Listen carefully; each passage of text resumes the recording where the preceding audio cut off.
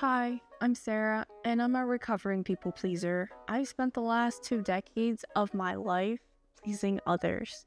It wasn't until recently I accepted this and saw the harmful effects it took on my personal relationships, my work relationships, and my relationship with myself. What I've noticed is that a lot of second generation Asian Americans, children of immigrant parents, have the same tendencies. Why is that? And why do we always put others before ourselves?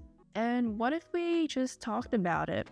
I like to think that there's some healing aspect in sharing our experiences with one another. With that said, feel free to share your own experience at any point this video resonates with you. Let's take it back to our good old childhood days, because that's a lot of where our behavior came from. If you think about it, a majority of Asian parents care awfully a lot about their reputation. I found out that it correlates with the philosophy of Confucianism, which emphasizes family relationships, responsibilities, and obligations come before your own individual aspirations. Otherwise, you will be dishonoring your family. Dishonor on your whole family. You can imagine this is polarizing in comparison to Western culture, which heavily emphasizes individualism and freedom. We can also look at the aspect of how our Asian relatives love to gossip. You know, all the aunties love to get together and actually spill some tea. And knowing that the immigrant community could be really small depending on where you're from, your reputation matters a lot. You can imagine any bad reputation can isolate certain families or people from the community. And that's their version of surviving in the world.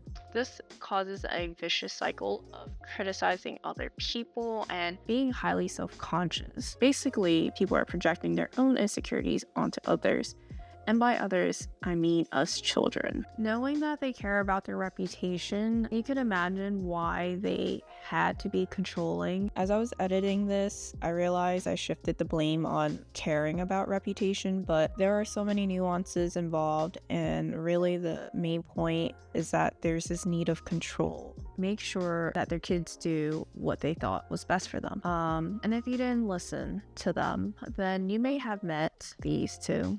You see, people-pleasing was our form of survival, meaning in order to live in their household, we had to conform to what they wanted and be respectful. This leads us to making decisions based off of what pleases our parents. Oftentimes, we only receive praise on how well we're doing in school, and you know how much our parents love to brag about their kids. This leads us to making decisions based off of what pleases our parents. This solidifies the idea that their love is conditional, and that as long as we do what pleases them, we'll receive any sort of love. I guess you could say some of us came out successful through this upbringing, but all of that comes with the expense of our mental and emotional health, which a lot of us neglect.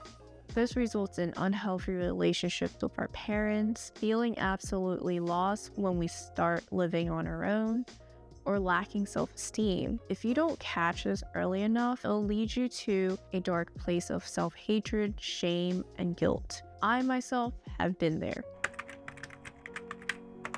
Just like many of you, I've tied my identity to my career. I am a graphic designer, and part of my job is being able to take criticism, and I did not think about that when I first decided to pursue this career. As someone who strives to look like she has it all together, I struggle with perfectionism. I never was taught how to navigate through criticism in a healthy way. Instead, I learned to avoid them as much as possible.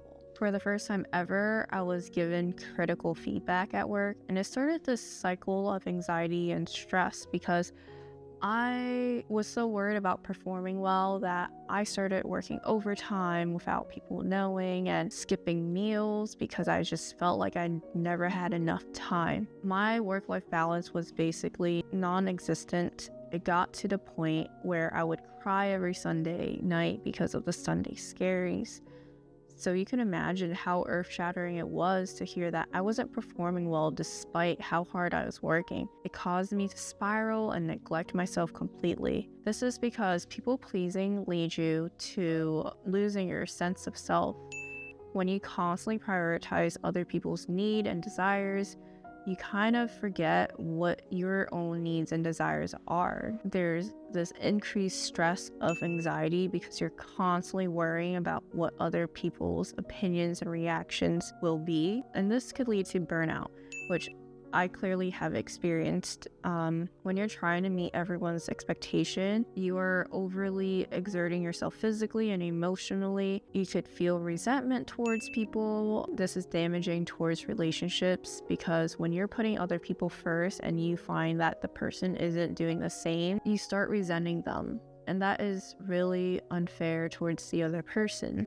Poor boundaries. People pleasers often struggle to set and enforce boundaries, and it leads us to being taken advantage of. That can feel overwhelming, violating, and almost feel like you're being taken for granted. You can also experience low self-esteem. When we constantly seek validation from other people, you're depending on an external factor to make you feel of value. You might have difficulty making decisions. When you're constantly seeking other people's approval, you have the fear of making choices that displeases them, and this lead to indecisiveness and lack of direction in your life. And all these things accumulate into a lot of self-blame and shame. And for me, it got so bad that I had to seek professional help. Even though it did put me in that place, it did teach me a lot about why it's important to take care of yourself. And this all led me into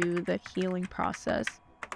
Okay, when I say healing process, I think of it as a journey of self-awareness, of unlearning our poor behaviors and learning better behaviors to show up as our best self. And to start healing and changing our behavior, we have to start with taking our mental health more seriously. One way you can do that is checking in with yourself more frequently. You can do it in a form of journaling, which I find very helpful. All it really is a safe space for me to vent, to talk about my experience. Other things that I did that helped my mental health was meditating. You really could just start with a few minutes a day. I find that meditating allows me to be present and really be intentional about what I'm doing and gives me that mental clarity. Exercising regularly, I force myself to take Muay Thai classes. I just need a reason to get out of my office because I would not leave work. But that led me to really love Muay Thai now, and so I found that as a plus out of this experience as well. Oh my god, it's raining. All right, let's go. I really do feel the effects of moving and exercising, and I really recommend doing that if you don't do that regularly.